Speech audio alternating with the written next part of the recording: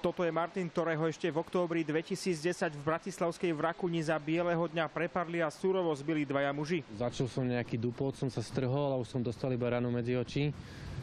A teda začali ma kopať. Útočníkov vraj predtým nikdy nevidel a nemal ani tušenia, prečo si vybrali práve jeho. Pôsobia ako nejaká organizovaná skupina a že takýmto spôsobom si vraj oni skúšajú nejakých nových kandidátov do týchto skupín. Útok pripomína vraždu Daniela Tupého, ktorá niesla rukopis bratislavského podsvetia. Podobné sú aj mená podozrivých. Dávida Vyskočila v Tupého kauze súd napokon oslobodil. V prípade tohto ublíženia na zdraví figuruje zase jeho brat Marek. Nejakú nenávisť alebo niečo také voči tým útočníkom nemám absolútne, ale skôr ani nie zlosť, ale bezmocnosť totálnu, že človek zostane sám voči nášmu systému. Obeť hovorí o pochybeniach, ktoré sprevázali vyšetrovanie. Spočiatku bol dokonca obvinený len jeden údajný páchateľ. Svedkovia si všimli, že bitkárov čakal za rohom žltý Hammer.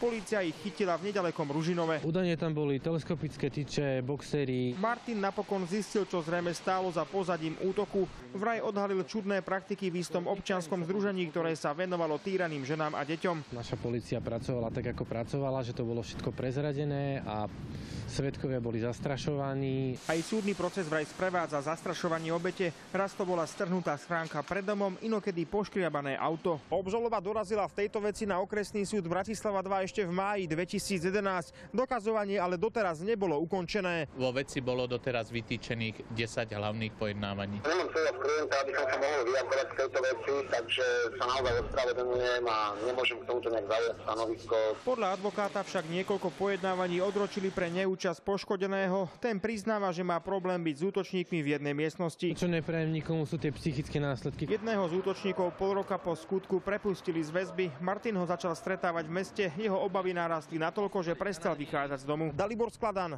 televízia Joj.